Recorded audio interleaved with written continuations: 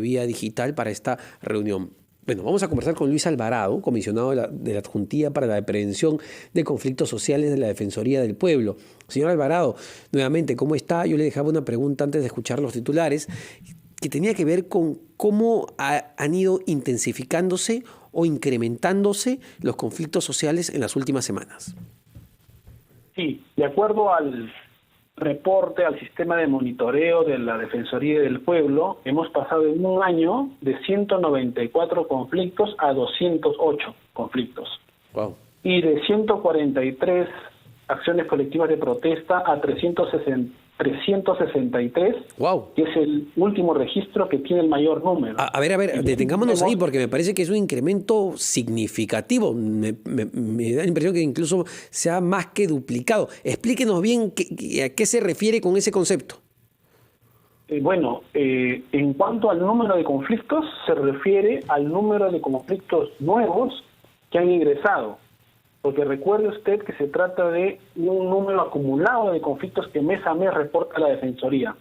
Entre conflictos que se resuelven y conflictos que se retiran por inactividad y conflictos nuevos, haciendo estas sumas y restas, hemos llegado de 194 en marzo del año pasado a este último mes en 208 conflictos. Y en cuanto a las protestas, de 147 a 363.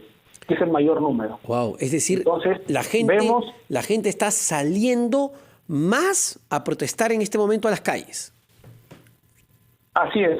Similar fenómeno lo pudimos constatar y poner de manifiesto en informes que fueron enviados al Poder Ejecutivo en su momento, cuando salimos de la inmovilización por la pandemia.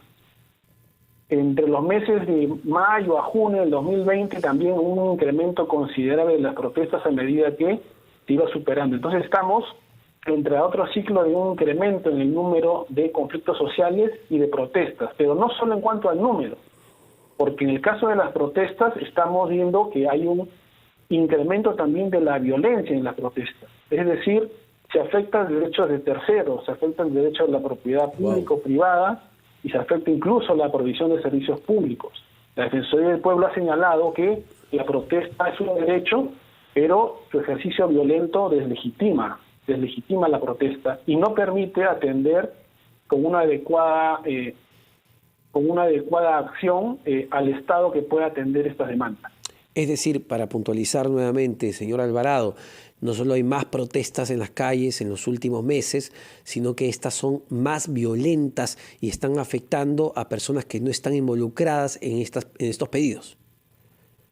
Efectivamente, y eso lo hemos podido notar porque la Defensoría está a través de sus 38 oficinas defensoriales presente en las zonas de bloqueo, en las zonas de conflicto, sobre todo donde hay crisis, tratando de contener la violencia, abrir espacios de diálogo y dar cuenta de la situación de las afectaciones concretas a derechos de las personas, tanto de los que protestan, como de la Policía Nacional, como de terceros que nada tienen que ver, como por ejemplo en una carretera cuando son personas que se están transportando hacia su centro de trabajo, por salud, etcétera. Y en esta identificación que hace la Defensoría, ¿cuáles son los principales motivos del conflicto, de la protesta que estamos viendo?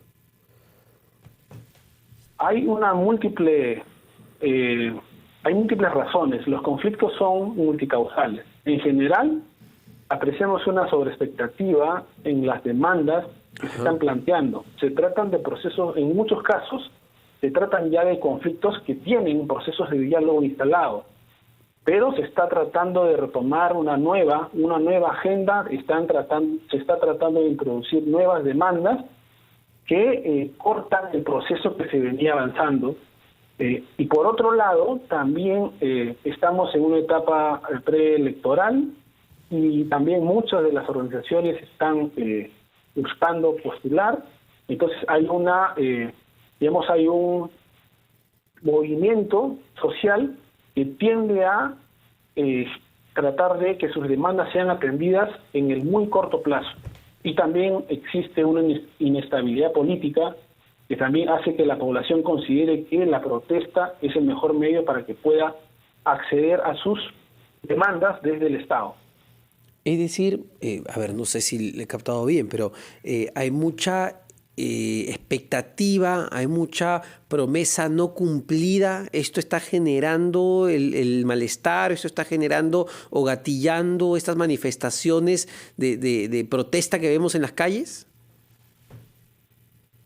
Hay demandas nuevas y hay demandas que ya vienen de anteriores procesos de diálogo y anteriores conflictos. Por ejemplo, en el caso de la relación de las actividades mineras con las comunidades, hay un señalamiento de que habría incumplimientos de compromisos. Entonces, en ese caso, ya hemos observado como Defensoría del Pueblo en un informe denominado Conflictos Sociales y Cumplimiento de Acuerdos, que el Ministerio de Energía y Minas, según su propio reglamento de organización y funciones y el reglamento de protección ambiental para actividades de explotación, tiene la competencia para hacer un seguimiento y determinar y verificar cuáles compromisos que están firmados en actas, no solamente en instrumentos de gestión ambiental, sino en actas o convenios o acuerdos con las comunidades de su área de influencia han sido cumplidos y cuáles no.